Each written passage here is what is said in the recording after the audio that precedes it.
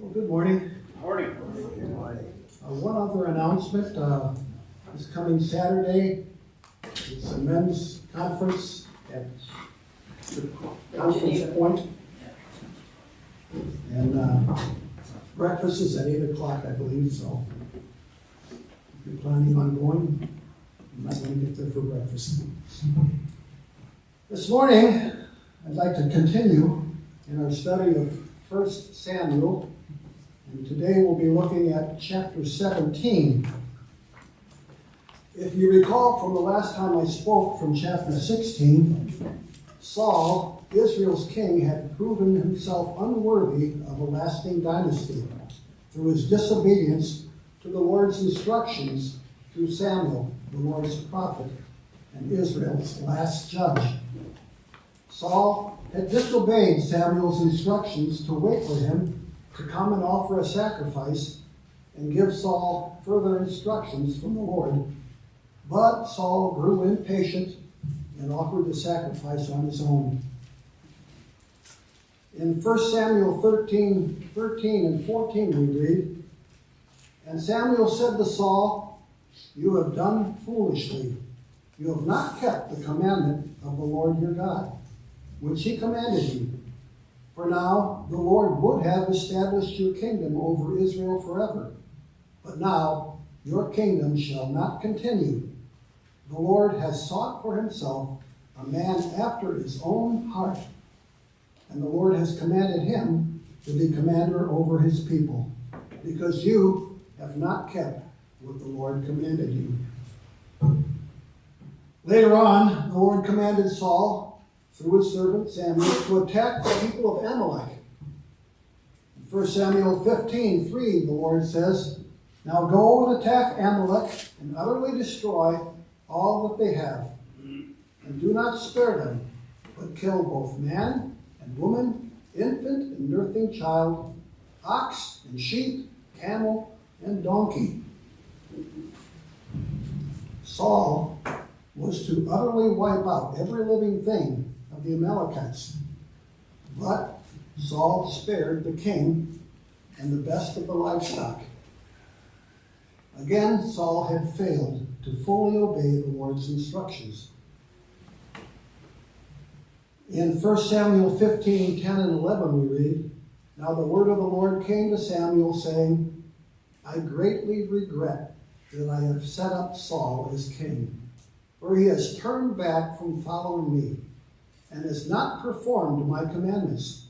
And it grieved Samuel, and he cried out to the Lord all night." Saul had repeatedly disregarded the Lord's instructions and had instead followed his own self-centered impulses as Israel's next king. Although David had been anointed as Israel's next king, it would be many years before David would ascend to the throne and be recognized as king. In chapter 17, we will encounter the familiar story of young David's battle against the Philistine giant Goliath. Most of us have heard this story of David and Goliath since we were very young. Perhaps you remember the children's song, "Only a boy named David, only a little sling. Only a boy named David, but he could pray and sing. Only a boy named David, only a rippling brook. Only a boy named David, but 5 little stones he took. And 1 little stone went in the sling, and the sling went round and round. And 1 little stone went in the sling, and the sling went round and round. And round and round and round and round, and round and round and round. And 1 little stone went up in the air, and the giant came tumbling down." I bet you were singing along in your head while I was reading that. And of course, there were hand and body gestures that went along with the song. The kids especially liked the part where the giant came tumbling down. I'm not going to do that here this morning. But we must remember that this isn't just a fanciful children's story, but a real-life historical account in the life of King David. Goliath with an actual soldier in the Philistine army of unusual height. So let's begin reading from verse 1 of 1 Samuel 17. Now the Philistines gathered their armies together to battle, and were gathered at Succoth, which belongs to Judah. They encamped between Succoth and Azekah in Ephes-dammim, and Saul and the men of Israel were gathered together, and they encamped in the valley of Elah, and drew up in battle array against the Philistines. The Philistines stood on a mountain on one side, and Israel stood on a mountain on the other side, with a valley between them. So we have the Philistine army encamped at Succoth, which belonged to Judah. The Philistines had invaded the territory of Israel and were looking to either enslave Israel or drive them out of the land that the Lord had given to them. When the time came for the battle, Israel was gathered together on one mountain and the Philistines on another, with a valley between. The battle would take place in this valley where the ground would be more or less level. As the two armies prepared for the coming battle, a champion went out from the camp span. He had a bronze helmet on his head, and he was armed with a coat of mail and the bronze javelin between his shoulders. Now the staff of his spear was like a weaver's beam, and his iron spearhead weighed 600 shekels, and a shield bearer went before him. Approximately 18 inches from the elbow to the tip of your finger. And a span was the distance of an outstretched hand from the tip of the thumb to the tip of the pinky, about 9 inches. A cubit, of course this might vary slightly from one man to the next, but it would be a handy way of taking measurements. I have thoughts of trying to do that myself, see how accurate that comes out. At any rate, Goliath was a big man. We must be careful not to write off this account as legend or mythology, just because giants are uncommon. God's word was normal. Due to an iron bedstead 1.5 feet long. That was a big man too. 1 Chronicles 11:23 records that Benaiah, one of David's mighty men, killed an Egyptian whose height was 5 cubits tall, or about 7.5 feet. In Numbers 13:32, we read of the men who were sent into Canaan to spy out the land. After going throughout the land and returning to the camp of Israel, they gave a glowing report of the land itself, but said of the inhabitants of the land, all the people whom we saw in it are men of great stature. There we saw the giants, the descendants of Anak, that came from the giants. And we were like grasshoppers in our own sight, and so we were in their sight. Most likely this comparison of themselves as grasshoppers in the sight of the inhabitants was probably an exaggeration, but the fact remains that the people of the land were much taller than usual. The tallest man in recorded history other than the Bible was Robert Wadlow, who lived from 1918 to 1940. Robert Wadlow was 8 feet 11 inches tall. The tallest basketball player in history was a man named Manute Bal, who stood 7 feet 7 inches tall. All of these men were of unusual height, but Goliath stood much taller at approximately 9 feet 9 inches. Goliath would have been an imposing sight to see and would naturally be quite intimidating to the men of Israel. 1 Samuel 17:8 goes on to say, Then he stood and cried out to the armies of Israel and said to them, Why have you come out to line up for battle? Am I not a Philistine, and you the servants of Saul? Choose a man for yourselves, and let him come down to me. If he is able to fight with me and kill me, then of us. And the Philistines said, I defy the armies of Israel this day. Give me a man that we may fight together. When Saul and all Israel heard these words of the Philistine, they were dismayed and greatly afraid. Day after day, Goliath would come out and repeat this challenge to the men of Israel, insulting them and destroying their morale. No one had the courage or faith in the Lord to meet that challenge. Even Saul himself, who was head and shoulders over all the men of Israel, could not muster the courage to accept this challenge. The Spirit of the Lord, who had at one time enabled Saul to face the enemy, had departed from Saul, leaving him to his own feeble strength and wisdom. But there was someone whom the Lord had prepared to meet this challenge.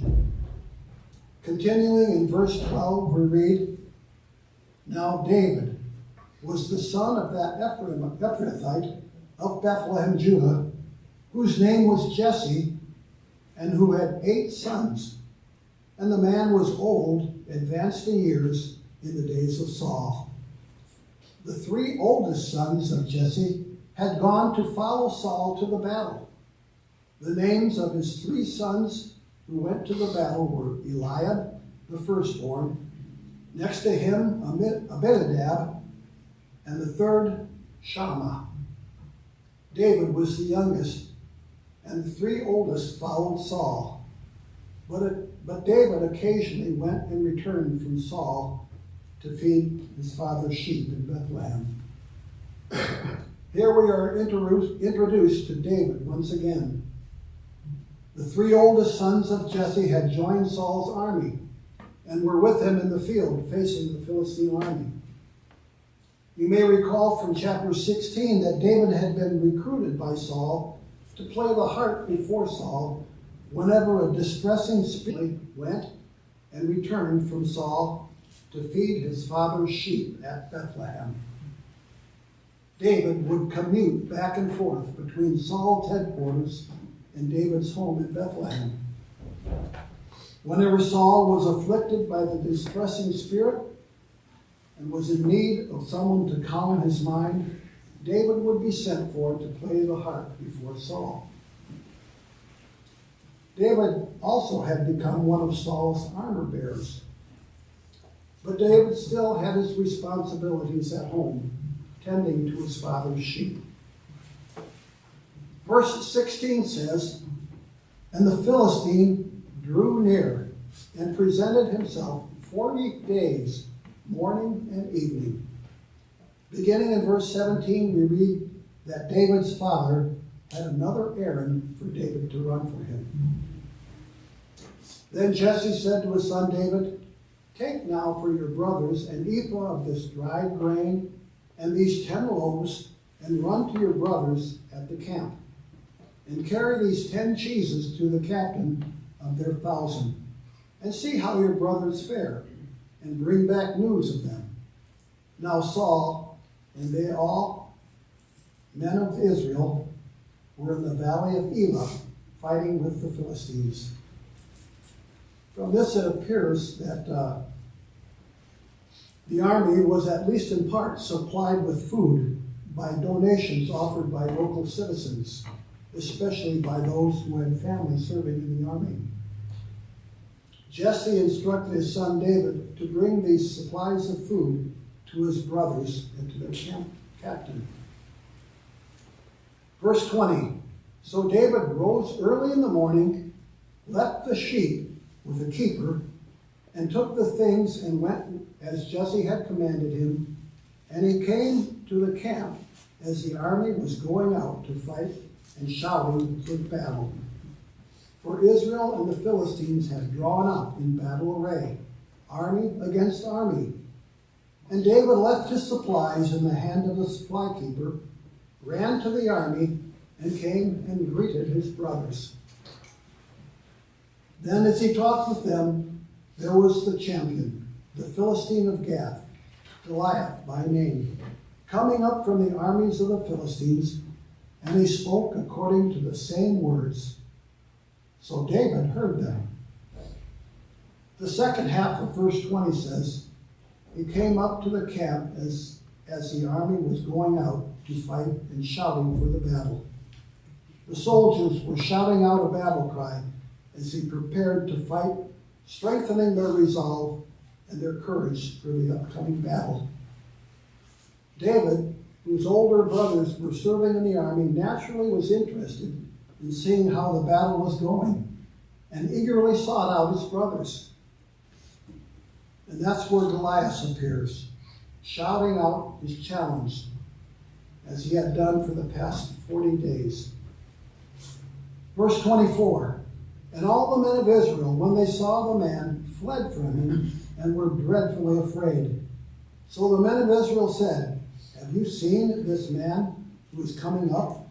Surely he has come up to defy Israel.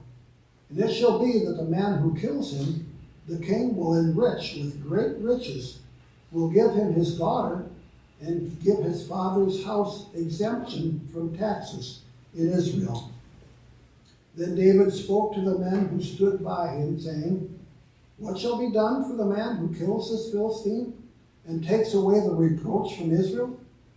For who is this uncircumcised Philistine, that he should defy the armies of the living God? And the people answered him in this manner, saying, so shall it be done for the man who kills him. Now Eliab, his oldest brother, heard when he spoke to the men, and Eliab's anger was aroused against David. And he said, why did you come down here? With whom have you left those few sheep in the wilderness? I know your pride and the insolence of your heart, for you have come down to see the battle. When the men of Israel saw Goliath, they were dreadfully afraid.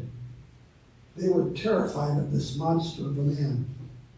They spoke to David and one another, saying, have you seen this man? This man was defying Israel, and more importantly, he was defying the God of Israel. The king had promised to the man who kills the giant that he would be given great riches and the king's daughter in marriage. In addition, the man's father and family would be exempt from all taxes in Israel. That's quite a reward if he should live to collect it.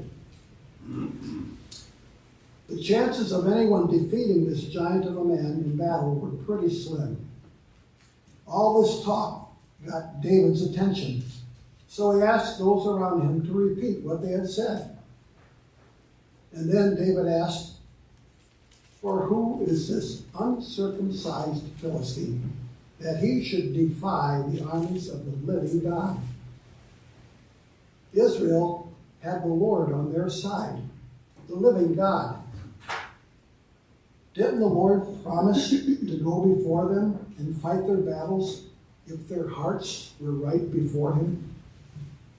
When the people of Israel refused to go into the promised land after being discouraged by the 10 unbelieving spies, Moses had said to them in Deuteronomy 1:29-31, I said to you, do not be terrified or afraid of them.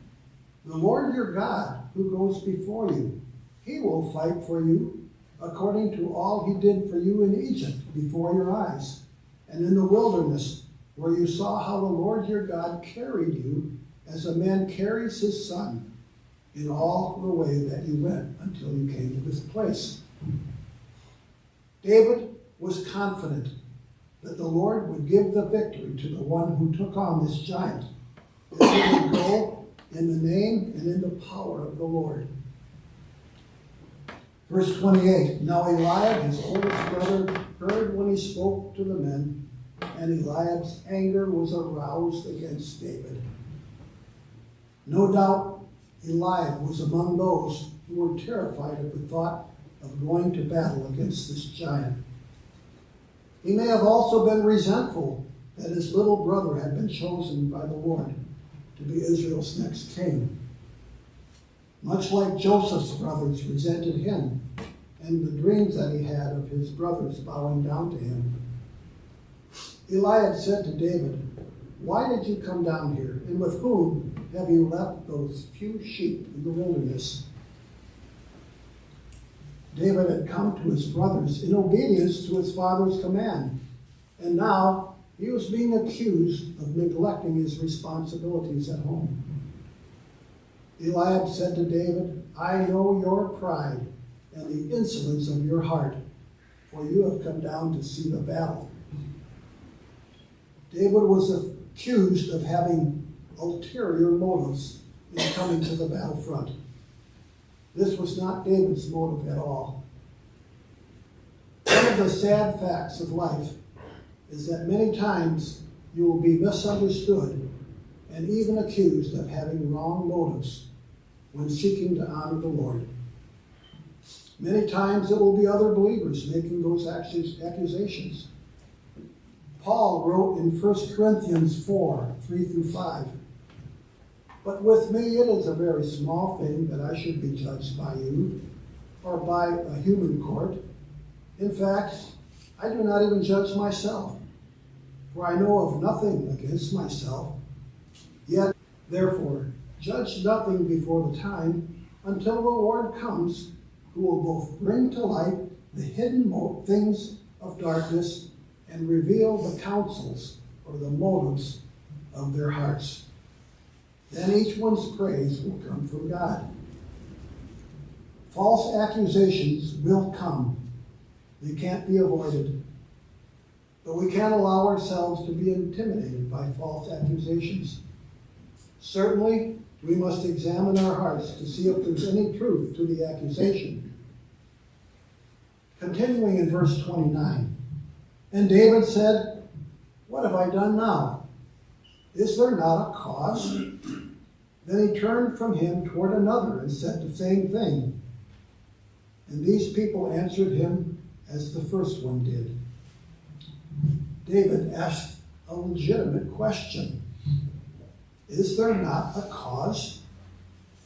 Is this not something that should be of great concern to the Lord's people? The honor of the Lord, the God of Israel, was at stake here. By defying the armies of Israel, this man Goliath was insulting the God of Israel.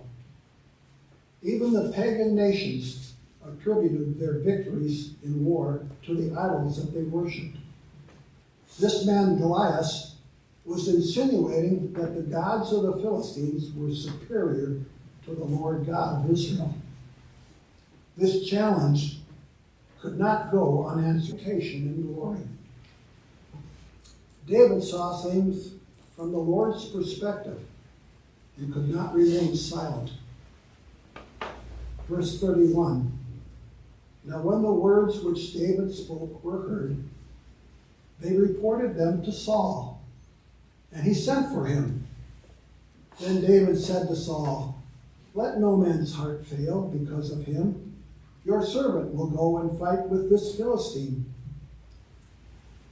Of course, when David's words were reported to King Saul, he immediately sent for David. David was not just making an idle boast when he's asked, 'Who is this uncircumcised Philistine that he should defy the armies of the living God?' If no one else would stand up to this uncircumcised Philistine, David would. David referred to Goliath as this uncircumcised Philistine. Circumcision was the sign of the covenant between the Lord and his people Israel. By referring to Goliath as uncircumcised, he was saying that Goliath was outside the covenant of the Lord that he had made with Israel. Surely the Lord would give victory to the one who fought the giant in the name of the Lord. Saul must have been pretty surprised when he saw this young man standing before him. David couldn't have been more than 20 years old when he stood before Saul. Perhaps Saul was expecting a seasoned warrior, but here was this young man barely old enough to be a soldier. Verse 33, and Saul said to David, you are not able to go against this Philistine to fight with him, for you are a youth, and he a man of war from his youth. David, you aren't even old enough or experienced enough to take on this man who has been a soldier longer. Don't you think you might be getting in over your head?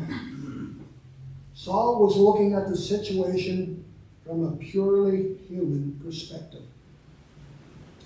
Verse 34, but David said to Saul, your servant used to keep his father's sheep, and when a lion or a bear came and took a lamb out of the flock, I went out after it and struck it, and delivered the lamb from its mouth. And when it arose against me, I caught it by its beard and struck and killed it. Your servant will be like one of them, seeing he has defied the armies of the living God. Moreover, David said, the Lord, who protected me from the paw of the lion and from the paw of the bear, he will deliver me from the hand of this Philistine. Yes, David was young, and he had never been a soldier in the army, but that doesn't mean he was inexperienced and unprepared to fight this giant. As a shepherd, David had faced some pretty serious challenges. There were wild animals that would attack the flock and carry off a lamb from time to time. Bears and lions were a constant threat to the safety of the flock. Whenever a bear, he would grab it by its beard and strike it with his staff. Surely the Lord was protecting David in the wilderness as David was protecting the sheep. At the Lord to fight this giant. David was simply doing his job and relying on the Lord to guide and protect him. As we experience the Lord's working in our lives, it gives us confidence that he will be there in the future as well. And Saul said to David, go, and the Lord be with you. Finally, Saul was ready to commit David to the Lord. But would the Lord really deliver David from the giant? Continuing in verse 38, so Saul clothed David with his armor, and he put a bronze helmet on his head. He also clothed him with the coat of mail.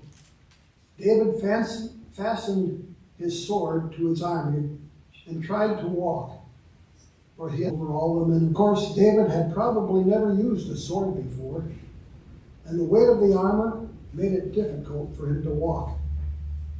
So David took off Saul's armor and relied on the weapons that he was used to handling. Verse 40, then he took his staff in his hand, and he chose for himself 5 smooth stones from the brook, and put them in a shepherd's bag in the pouch which he had, and his sling was in his hand. Of course, his reliance was actually on the Lord, but these were the weapons David was familiar with. They had served him well against the lion and against the bear in the wilderness. We must not view these weapons as childish playthings. They were actually well-known and often used weapons of that day. 1 Chronicles 11:23 tells us of Benaiah, one of David's mighty men, who in later years used a staff against an Egyptian. In verse 23 it says, and he, Benaiah, killed an Egyptian, a man of great height, 5 cubits tall. In the Egyptian's hand there was a spear like a weaver's beam. And he went down to him with a staff, wrestled the spear out of the Egyptian's hand, and killed him with his own spear. A staff could be an effective weapon in the hands of one who knew how to use it. And a sling could be used with deadly force by one skillful in its use. Judges 20:15-16 tells us of men who were quite accurate in the use of a sling.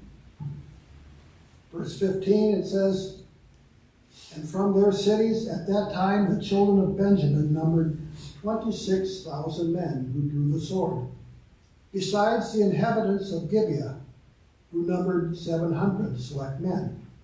Among all this people were 700 select men who were left-handed. Every one could sling a stone at a hair." Verse 40 of 1 Samuel 17 says, "David chose for himself 5 smooth stones from the brook." The smooth stones would fit comfortably in the pouch of his sling and would fly through the air with very little drag. And why 5 stones? Did David think he might have to hit Goliath more than once to bring him down? Some commentators have suggested that Giant had sons and brothers who were giants as well. 1 Chronicles 20 verse 5 mentions Lami, the brother of Goliath the Gittite, the shaft of whose spear was like a weaver's beam. All this is mere speculation, though. For whatever reason, he chose 5 smooth stones. The Philistine cursed David by his gods. And the Philistine said to David, "Come to me, and I will give your flesh to the birds of the air and the beasts of the field." The text says that Goliath looked about as if to say, "Where is the war you sent out to do battle?" But then he saw David. The Philistine giant saw David and disdained him. Goliath had nothing but contempt for David, this puny little man before him. Goliath was insulted that Israel had sent a boy out to fight him. "Am I a dog that you come to me with sticks?" David didn't even have a sword in his hand. Verse 45, "Then David said to the Philistine, 'You come to me with a sword, with a spear, and with a javelin, but I come to you in the name of the Lord of hosts, the God of the armies of Israel, whom you have defied. This day the Lord will deliver you into my hand, and I will strike you and take your head from you. And this day I will give the carcasses of the camp of the Philistines to the birds of the air and the wild beasts of the earth, that all the earth may know that there is a God in Israel. Then all this assembly shall know that the Lord does not save with sword and spear, for the battle is the Lord's, and he will give you into our hands.'" David tells Goliath exactly how this is going to pan out. Goliath was coming out with a sword, a spear, and a javelin. David was coming in the name of the Lord, the one that Goliath had defied. Goliath and spear, for the battle is the Lord's. David did not stutter. He did not tremble. He was not intimidated by the size of Goliath. He told Goliath exactly what was going to happen. Continuing in verse 48. "So it was when the Philistine arose and came and drew near to meet David, that David hurried and ran toward the army to meet the Philistine. Then David put his hand in his bag and took out a stone, and he slung it and struck the Philistine in his forehead, so that the stone sank into his forehead, and he fell on his face to the earth. So David prevailed over the Philistine with a sling and a stone, and struck the Philistine and killed him. But there was no sword in the hand of David. Therefore David ran and stood over the Philistine, took his sword and drew it out of its sheath, and killed him, and cut off his head with it." Verse 49 says that David took out a stone, and he slung it and struck the Philistine in his forehead, so that the stone sunk into his forehead. I have often wondered if maybe the Lord put a little extra velocity on that stone so that it sunk right into the forehead of the giant. Goliath was severely wounded by the stone embedded in his forehead, and it finished him off. Just as David foretold the giant, David used Goliath's own sword to remove his head. You can just imagine the look on the faces of the Philistine army, seeing their champion dead on the ground. Continuing in the second half of verse 51, it says, "And when the Philistines saw that their champion was dead, they fled. Now the men of Israel and Judah arose and shouted and pursued the Philistines as far as the entrance of the valley to the gates of Ekron. And the wounded of the Philistines fell along the road to Sherin, even as far as Gath and Ekron. And the children of Israel returned from chasing the Philistines, and they plundered their tents. And David took the head of the Philistine and brought it to Jerusalem, but he put his armor in his tent." Verse 54 says that David took the head of the Philistine and brought it to Jerusalem. Israel had not yet captured Jerusalem or driven out its inhabitants, but the head of Goliath would have been a gruesome warning of what was yet to come. Verse 55, when Saul saw David going out against the Philistine, he said to Abner, the commander of the army, "Abner, whose son is this youth?" And Abner said, "As your soul lives, O king, I do not know."